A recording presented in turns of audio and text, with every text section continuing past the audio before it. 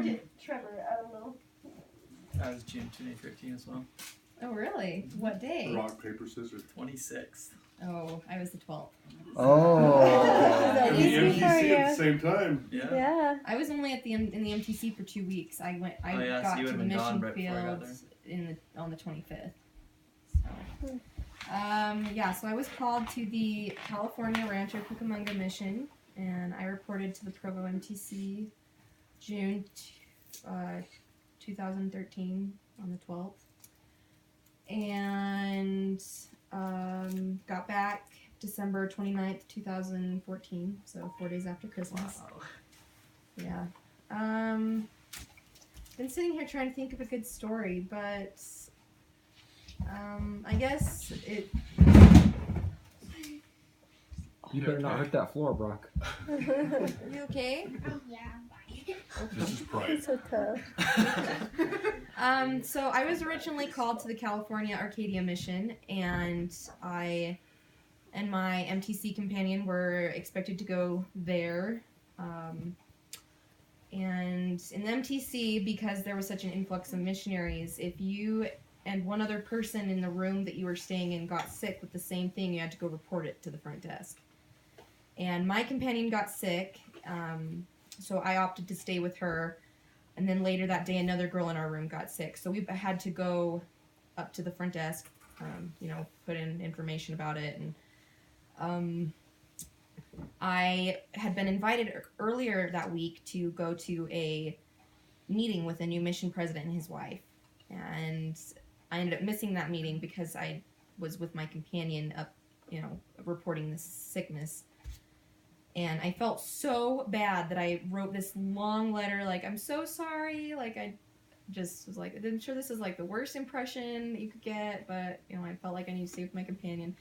So we get up the morning, we're headed to the airport and get there eating, and we get to our gate, and all the missionaries are talking about people that have been reassigned missions. And they're like, oh yeah, well, there's like, if you got asked to meet a new mission president, then that means that you're switching. And I was in denial.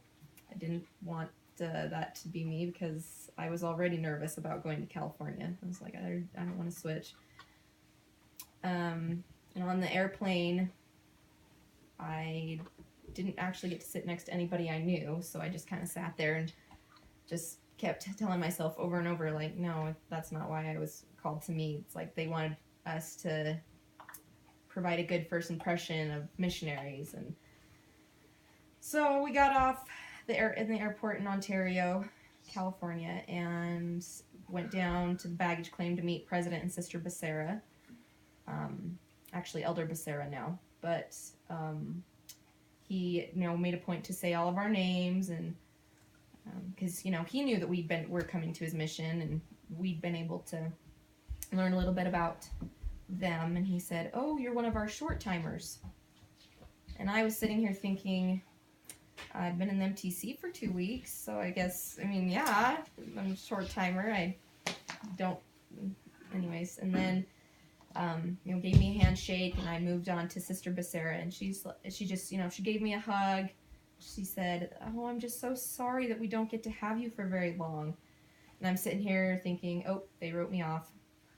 I might as well just get back on the plane right now. I'm not gonna make it, guys. So, because I was really nervous, and she could see the look in my eyes that I really had no clue what she was talking about. She asked me, she's like, do you know what I mean? And I said, no. She's like, they didn't tell you in the MTC?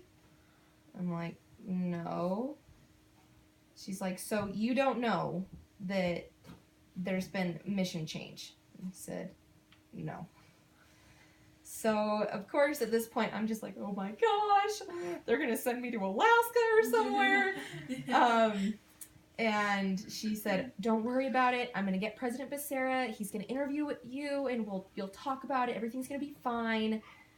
And President came over and, just confirmed that I didn't know what was going on. And so I met with President Becerra first. And out of our entire group, there was only one other girl that was also being asked to switch missions.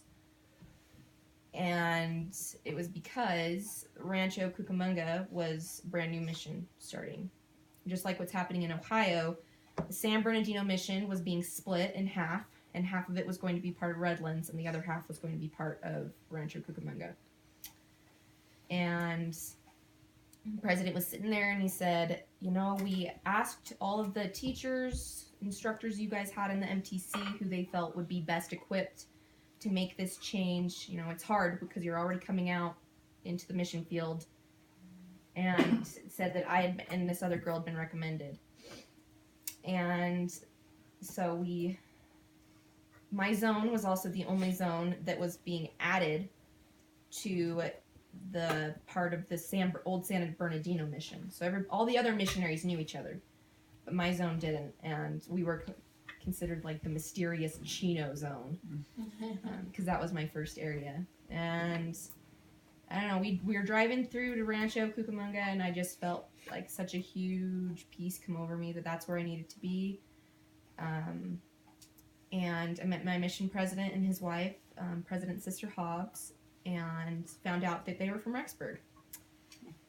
And that President Hobbs had actually knew my dad, and they'd had lockers next to each other in the locker room, and they'd see each other when they went to go exercise. So just the biggest takeaway for me was that the Lord knew exactly what I needed. You know, I needed somebody that knew all about Rexburg that I could talk to, and that my parents knew, and you know, it made me feel a lot more safe in being from a small town, and going to the crazy hustle and bustle of California.